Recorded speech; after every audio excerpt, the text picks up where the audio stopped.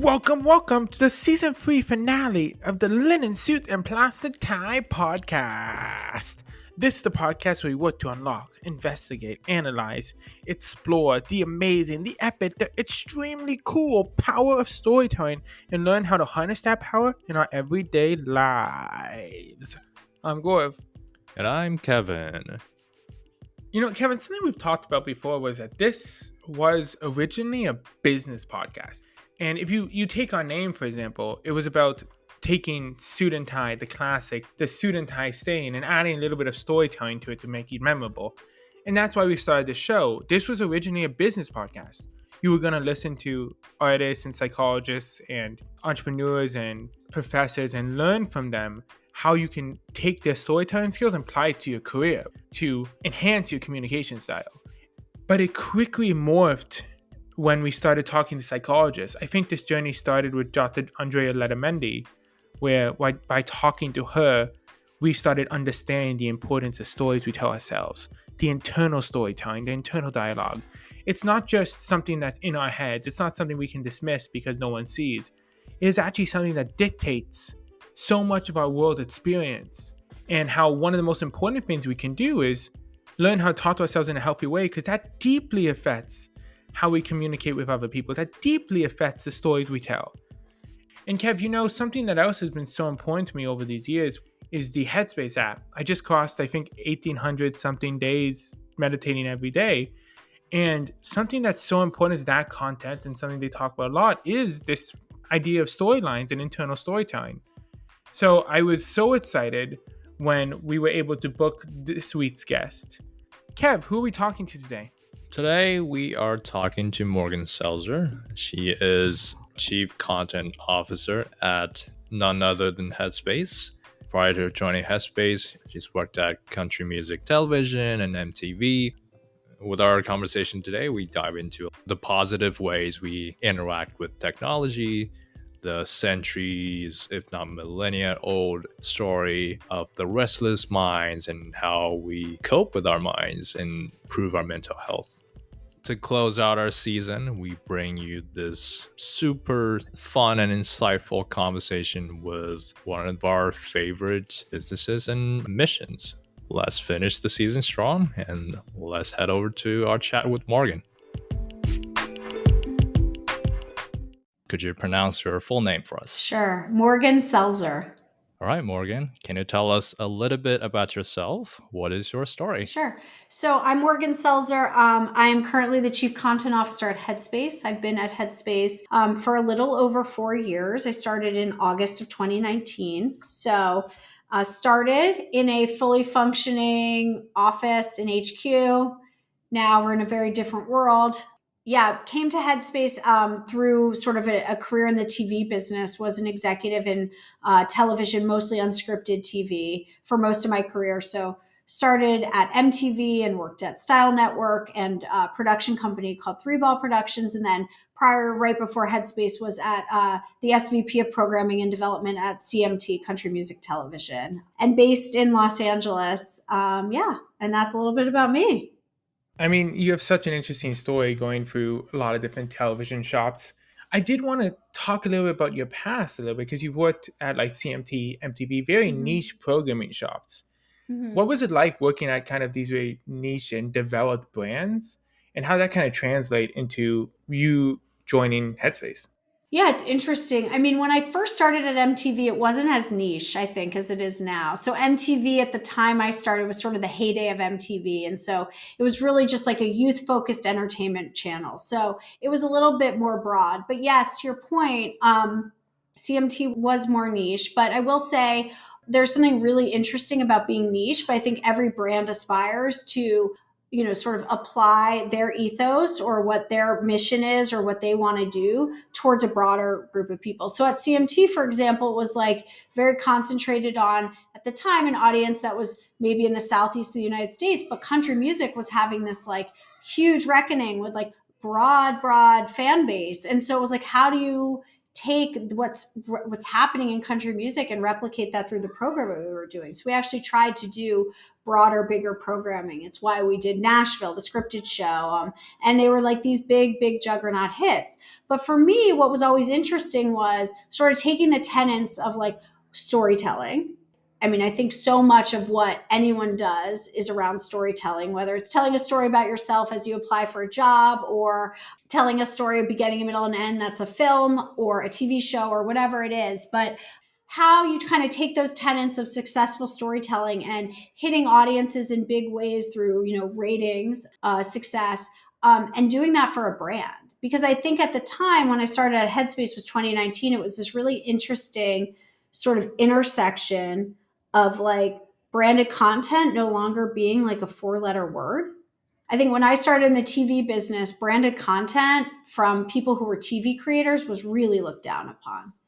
But then as YouTube became successful, as podcasting became successful, as TikTok, as all of these emerging platforms weren't so emerging anymore, everyone became a creator. And there were so many more opportunities to tell stories that I don't think a viewer or consumer was really applying that lens anymore of like, oh, that's brand funded, or, oh, that's, not. I think good content is good content.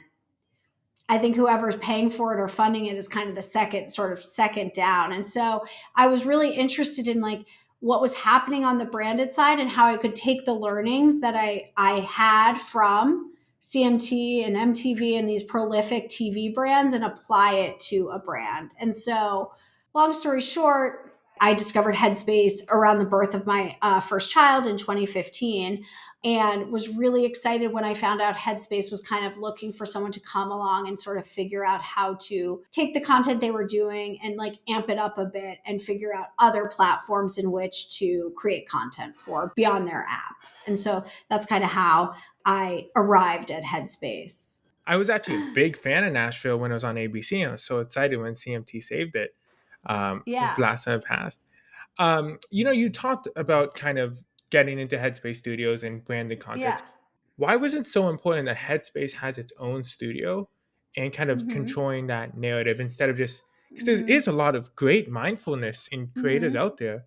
Why was Headspace having its own studio important versus just kind of partnering with different people? Yeah, so like the DNA of our brand and really like our business model is we're a subscription content service, if you think about it.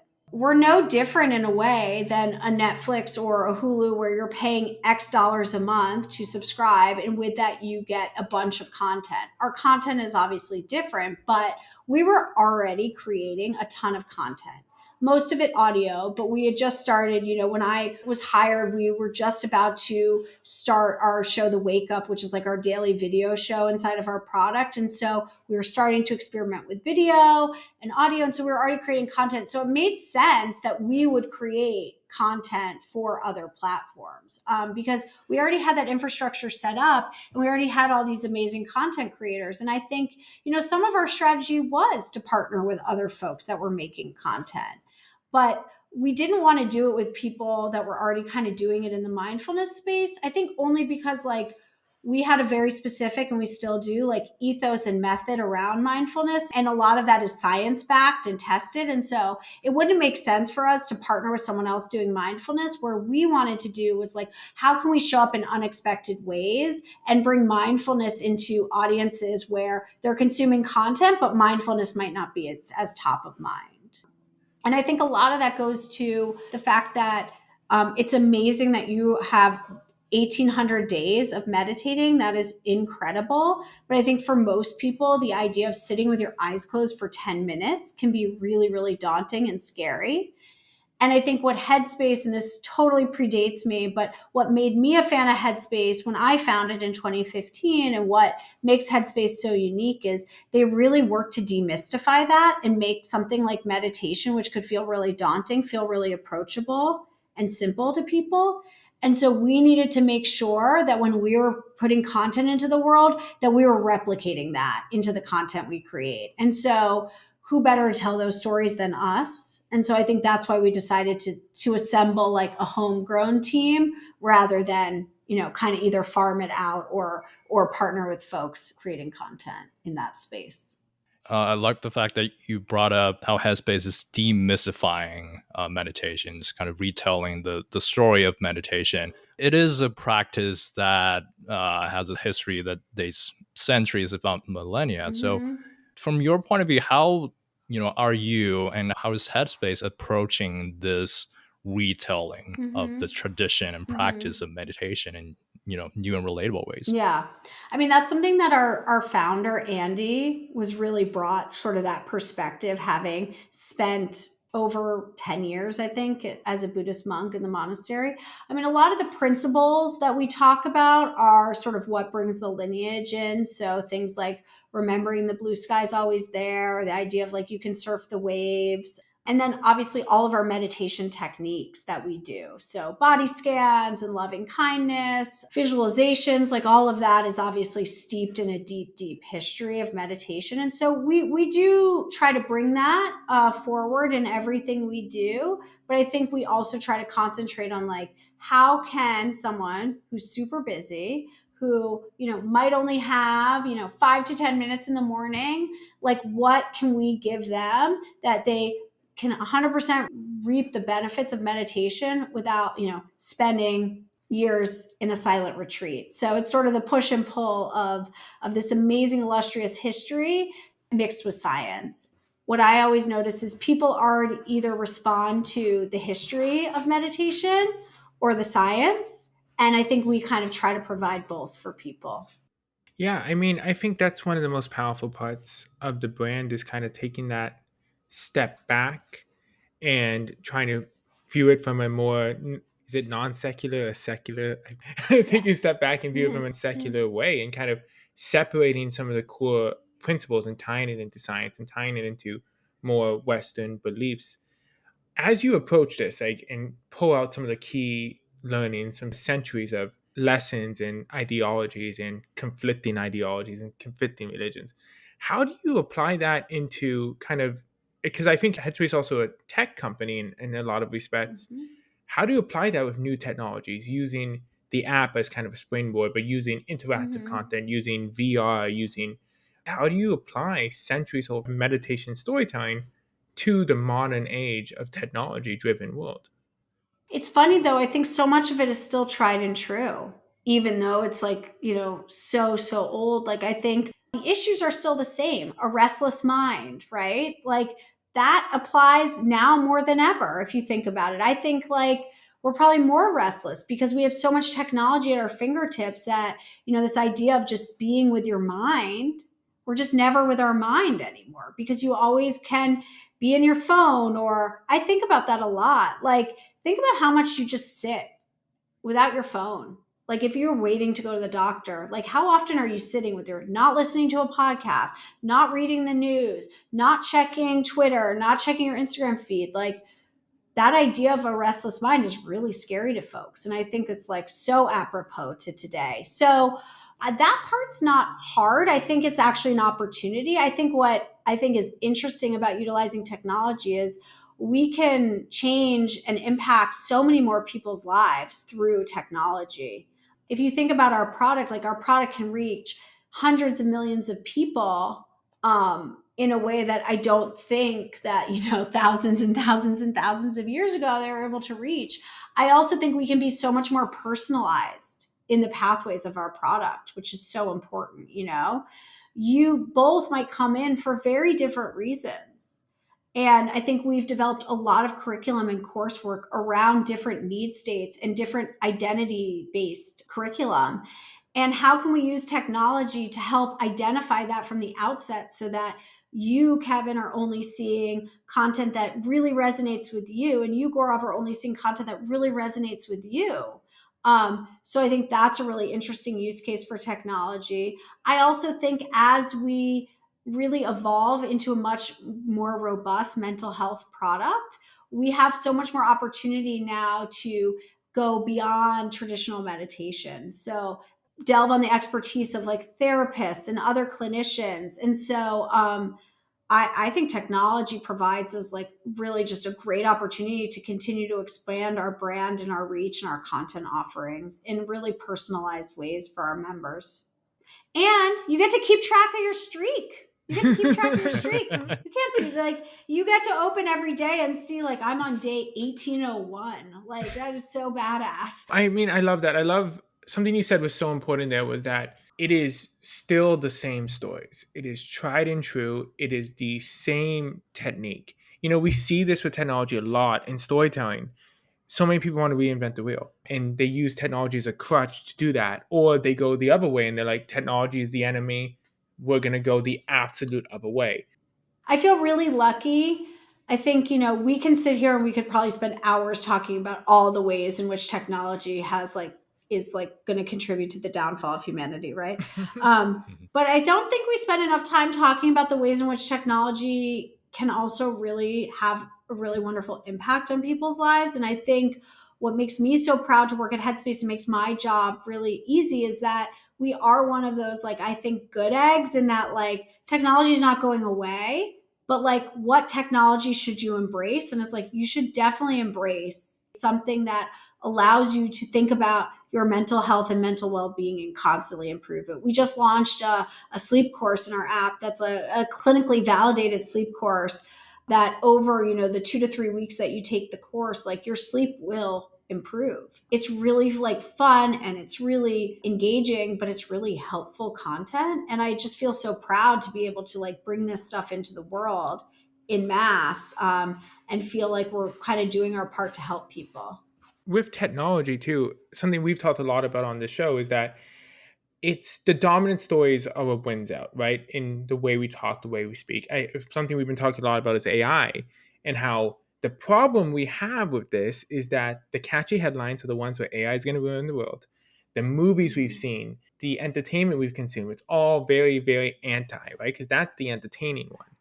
And we have to come up with these narratives to kind of combat that and approach it in a new light. What are some of these persistent narratives when it comes to mindfulness and meditation that you still battle with or you still combat with when trying to sell Headspace, so to speak? I think everyone knows that meditation is good for them. And everyone, if they're willing to try it, ultimately is yeah, that did make me feel better. But I think similar to healthy diet and exercise, it's how do you build it into your day so that it becomes routine? How can we encourage people to create healthy habits and routine around a mindfulness practice? And I think what we've tried to do to combat that is to figure out content that may either not be a substitute for, I'm trying to find the right word, but essentially Radio Headspace, which is our daily podcast, I think is a really good example of this. It's, 4 to 5 minutes a day. You can listen to it on a walk. You can listen to it while driving in your car. You can listen to it while you're brushing your teeth. And it gives you a lot to think about. And it infuses a lot of tenets of mindfulness. And it's not sitting down for 10 minutes a day with your eyes closed. And so it's how can we create experiences that are really mindful, that have a lot of the same effects, in hopes that it allows people an opportunity to build it into their day in a way that feels really easy for them. Gorav, I don't know when you meditate, but I would assume when you're first getting started and building a streak, finding that time and being really uniform about doing it every day, that's a challenge, just like it is to exercise every day or eat healthy. So I think that's our biggest challenge. I remember when I first started, I was in college. Kevin and I were still living together. And I remember I had gotten up to 80, 85, something 90 days straight. And then I missed a day, right? And it dropped to 0. And I remember that's an internal thing you have to get over, right? Where you have to get over that we're not perfect beings. And with meditation, that all or nothing thinking can really creep in where it's if we're not doing it every day, what's the point? But that's one thing I love about Headspace. There's so much ways to ease in. So I just started again. And you don't lose any of it, right? It's the benefit of going every day. Yeah, and this sort of idea of the streak is really cool, and obviously we're chatting about it and it's amazing, but at the end of the day, it's the benefits from it that matter the most. And, I think a lot of it's we have to always ask ourselves, am I doing this to benefit me or because it's cool to tell people about a streak? It's it should be intrinsic into who you are, and the other stuff shouldn't matter. The other thing I will say about meditation is I'm sure you've experienced this. There are days in which the 10 minutes or however long you're doing it flies by. You're like, oh, what? It's over. But then there are other days where it is so difficult. And it does not matter how long you've been doing it. It is so difficult no matter what. And so I think to your point, the stories you tell ourselves is like that it's okay. When there's a difficult day, that's okay. And some days are going to be easy and some days are going to be hard, but like the blue sky's always there and you just got to stay the course. But like, I think, yeah, it's really easy to tell yourself, I don't need to do that today, or I'll do it tomorrow. But like how you develop those healthy habits and knowing that like anything, some days are going to be great, some days aren't going to be so great, but that's okay. And kind of shifting gears a little bit from a content and branding point of view, what is the Headspace story? And how is that story conveyed through the array of content that Headspace is coming up with? I mean, the Headspace story is like about loving your mind. We want to help folks wherever they are in their mental health journey learn to love their mind. And so we apply that to everything we do. That could be what coursework we're working on to release, the advice we give on Dear Headspace, or the work we do through Radio Headspace. How can you love your mind? And so we really view our content as a way to inspire, guide, and support people on their mental health journey. So we try to inspire people by destigmatizing meditation and mindfulness, destigmatizing mental health problems, I think is really important. It's okay not to be okay. And it's okay to talk about those things. So like, how can we inspire people? And then the guide part is really more like tangible tips and tools to help you on your journey. So that could mean a course on grief, right? Or a course on pain. It could also mean watching, videos with Sahar Youssef on like how you can maximize your efficiencies in a way that feels true to you and not burn out. We just did something in conjunction with MailChimp called Invisible Tools, which was how you can apply different tools and tips towards a healthier work environment and healthier work-life balance. That's sort of the guide part. And then the last bit would be to like support you. Like, we're here for you, you're not in this alone. So hearing from other members or people who might have been going through this, hearing from our teachers, our Dear Headspace, I think is a really good example of that, where people call in with specific questions and our teachers and clinicians help answer those questions and really help people on their mental health journey. So we also have now in the product, I'm sure you've seen like a community feature where if you're doing a specific course, you can put in like the chat, like how this course has helped you or what your favorite part of it is, or feedback, or encourage other folks to go along the journey with you. So that's really like where that support comes along.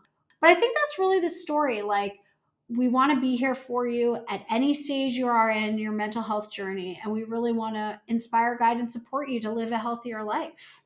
That's been one of the coolest trends, I would say, of recent history is the destigmatization of mental health and the access to resources, especially during the pandemic. And I think during the pandemic, we all went through huge shifts and we all started talking about mental health more as we kind of had to remove a lot of the distractions and the ways we separated ourselves from the world. You started a Headspace, I want to say it was like August 2019, right? So it's not super before the pandemic. How was that shift for you for the business? How did the pandemic change Headspace? How did it change the way we all talk about mental health? For us, like, it really allowed the conversation. I mean, it bubbled up so much conversation around mental health and anxiety. And I think, it was always sort of there, scratching at the surface. But I think once the pandemic happened, no one could ignore it anymore. And people were so much more open about it because we were all collectively going through this thing at the same time. And it was like, you couldn't ignore the issues of loneliness and stress you were feeling and anxiety around, like, am I going to get sick? Am I going to get my family sick? Am I going to get my parents sick? Or like every decision was like a risk analysis, like you had to do. Everyone was on such high alert. So it allowed us to have a lot of conversations around that in a way that people were really open. I think secondly, from a content perspective, it opened up the aperture of like what places were willing to tell those stories. So it became very apparent very quickly that there was a lot of platforms that really wanted content around mental health, and that we were kind of the authority to help do that and bring that to life. And so that's how our partnership with Netflix was formed. We did some work with YouTube. A lot of the podcast work we did, people were really resonated with and listened. And so we saw like a ton of, to be honest, like success and engagement around the content we were doing. And we saw, a lot of spike in our membership around that time as well. We also offered Headspace for free to those folks that were grappling with unemployment, various healthcare workers across the world. And like we even had a partnership with the city of LA. So if you lived in Los Angeles, you got Headspace for free. So we did a lot of work there too. But yeah, I mean, the pandemic allowed us very quickly an opportunity to just really like boldly go after what we always knew was true, that like you need to take care of your mind. And, we have some tools to help you with that. On that point about partnerships, I think what sets Headspace apart from your typical streaming platforms is that it has a very sort of standing out theme, right? So what do you look for when you seek partnerships with so many different things? As you mentioned, Netflix, Mailchimp, some work Mhm. related tools, and also content creators like the Yes Theory podcast. There's such a wide variety of formats. What are Yeah. the principles you follow? So, like for our brands and our platforms, we look for scale. We definitely want to be somewhere where, we feel like has the scale. At this point, we've had so many members that we want to make sure we're being in places where people who might have tried us, that might not have said they were for us, will try us again. And also people who might not have heard of us discover us. So, scale is really important. The other thing I'll say is less so with like some of our content partnerships like Netflix, but like with brand partnerships, I think like the unexpected is really fun and interesting too, of like, how can we show up places that feel really unexpected, but then you're like, makes sense? So like, I think Waze is a really good example of this. We partnered with Waze to do like a mindful driving experience. Like living in LA, All that traffic, yes. yeah, traffic is really stressful. Driving is really stressful. Like, we should be figuring out how to make that more mindful. And so that was like really fun and unexpected. And people really responded to it. And it's been utilized quite a bit. So I think that's really fun. Or even like partnering with MailChimp, they wanted something. They work with a lot of small business owners. Like, how can you help small business owners alleviate stress? And it's like, so it's like everyone's kind of stressed, and it's like but like how can we show up in places to help people that feels really unexpected at scale, I think is like kind of how we view our partnerships. I would say with content creators, authenticity is like the most important. So with Yes Theory, they've been such great partners because prior to our partnership, like they all utilize Headspace, like, and have, she's similar to you, Gorav, like these in tremendous streaks, and like have really amazing proof points of how Headspace has transformed their lives. And so I think for us, a creator has to be really like an organic user of the product, or if they're not, like genuinely interested in sort of taking care of their mental health in a really concrete way so that they can speak to it really personally. And I would also say like having an interesting point of view. So for like Yes Theory, our partnership has been so prolific with them because like we worked on a podcast together with them. They were really interested in obviously this idea of seeking discomfort. That's really interesting to us, going outside your comfort zone and how you feel safe in doing that. I think a mindfulness practice helps with that. So it just felt like a really good marriage. But when it feels like an ad, it's just not going to work. Like, no one wants that. It's not fun from a content creation perspective. Like, I'm not creating ads. And it's also like hard because if someone's like not utilizing a daily mindfulness practice or utilizing Headspace, it just comes off Yeah, and disgenuine. you talked about really interesting stuff there, authenticity, and going back to what you were saying earlier about Headspace kind of being the authority in some of this stuff. Branding is so important in any industry, but especially one like yours that revolves around so much trust. It's also something that requires a lot of intimacy in some ways. working with so many different partners. We talked about a bunch. There's the Sesame Street one too. There's all these really cool ones. And going Mhm. through so many changes, you guys went through a merger. I know you brought in a lot of new voices as Andy stepped away from the company.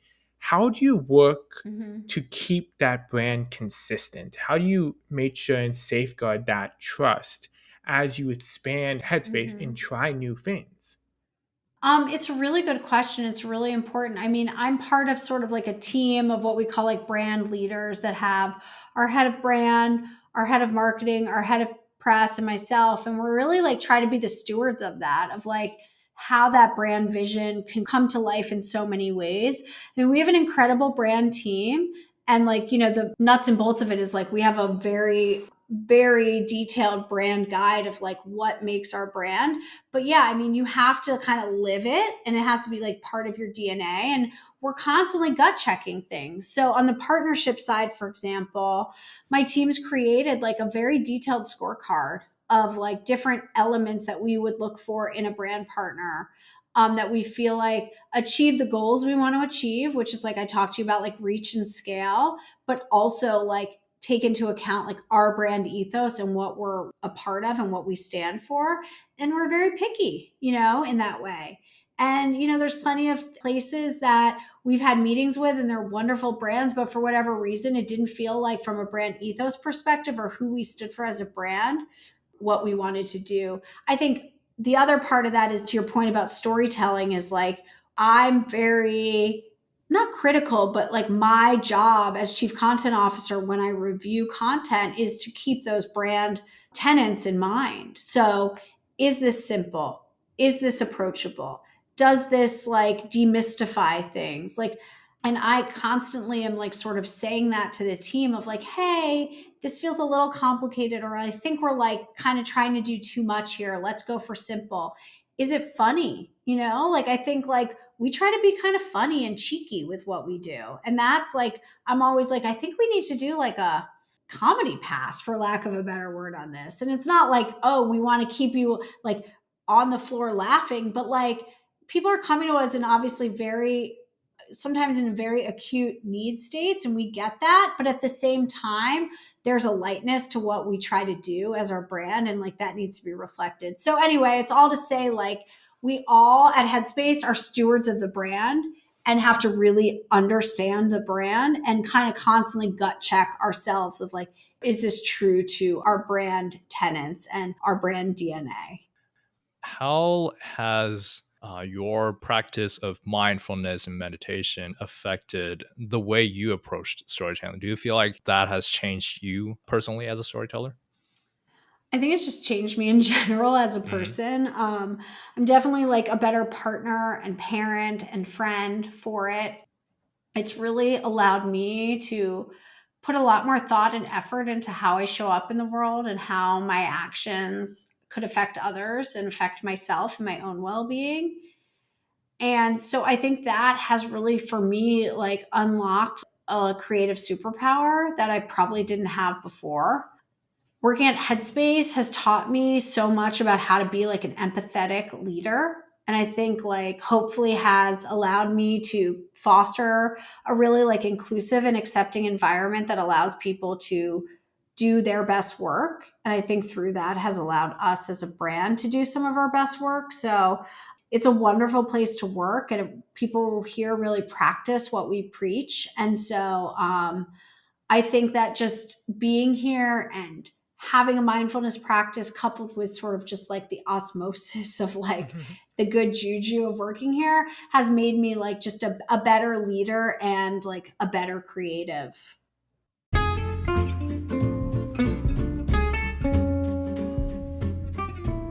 Well, Morgan, from the way we interact with technology to destigmatizing meditation, mindfulness, to content and brand strategy, we've learned so many interesting stories and insights from you. And for our closing segment, we call it Suspenders. This is where we ask you a fun, random question that's unrelated to anything whatsoever, and you can give us any answer you feel like. Okay. All Uh-oh. right. Question of the day is, what is one meal or dish that someone in your family makes that you wish you knew how to make? Oh God, this is so hard because my husband is like the most incredible cook. So there's so many dishes that I wish I knew how to make. I mean, I just like am a terrible cook. So honestly, God, this is gonna be so hard. But I mean, he makes really, really good chicken parm that like I don't know if I like wish I knew how to make because it's just so much better to have someone cook for you than to make it yourself. Yeah, So that's also true. I guess that would be my answer. His chicken parm is really good. You occasionally want a dish you can just kind of whip out to impress the kids once in a while, right? Well, the funny thing is like the way I cook and they don't mind it, it's like totally like microwave, like quesadillas and things like that. And they enjoy it, which is like the irony. Like my husband, like everything is homemade with a homemade like sauce. And like, I just like will like throw in a frozen pizza and they love it. So, I don't know. I support that. Yeah, I put meat in the oven. That's my cooking. Yeah, exactly. My mom could never cook, so anytime my dad was out of town, we would just eat out constantly. It's amazing. Basically. Yeah. My husband just was gone for 10 days and cooked a bunch of stuff for us to just reheat because he knew like otherwise I'd just be like postmating everything all day and night. Well, we had an amazing time with you. Thank you so much for joining us. This was amazing. Thank you guys for having me. I really appreciate it. And thank you so much. It was a wonderful conversation.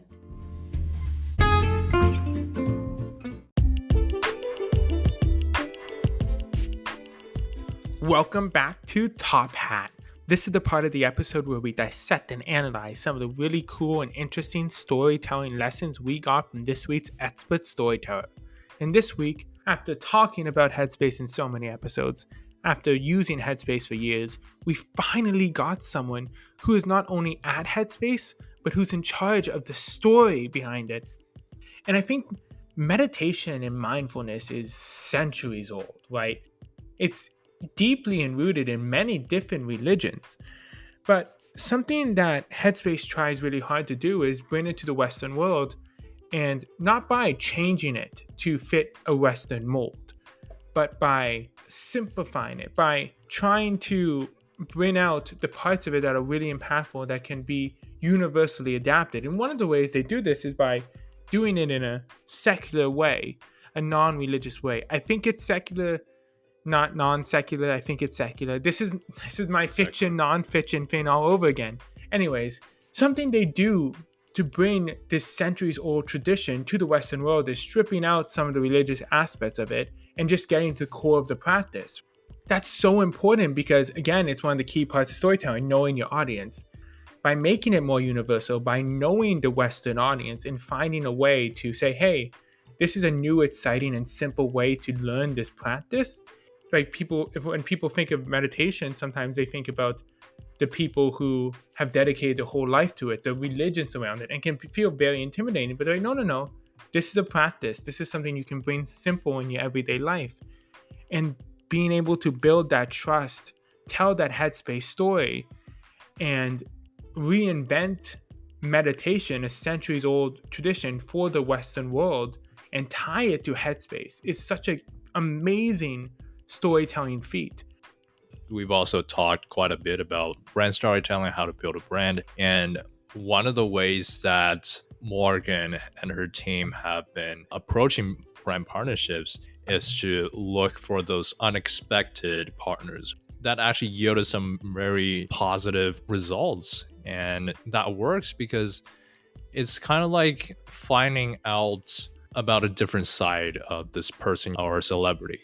When the famous tech YouTuber Marcus Brownlee interviewed Kobe Bryant, people knew Kobe as the basketball legend, and few had ever asked Kobe about his opinions on tech. So that was an interesting conversation for people to find out, oh, there's this different side of this person.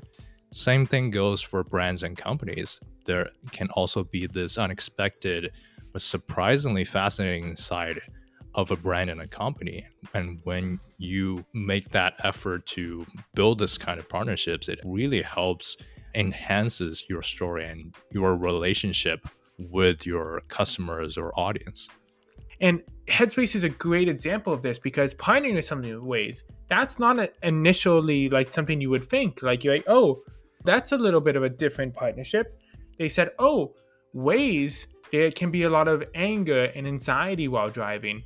Headspace can help. Or they think about, Waze is a daily habit. We want to make meditation a simple daily habit.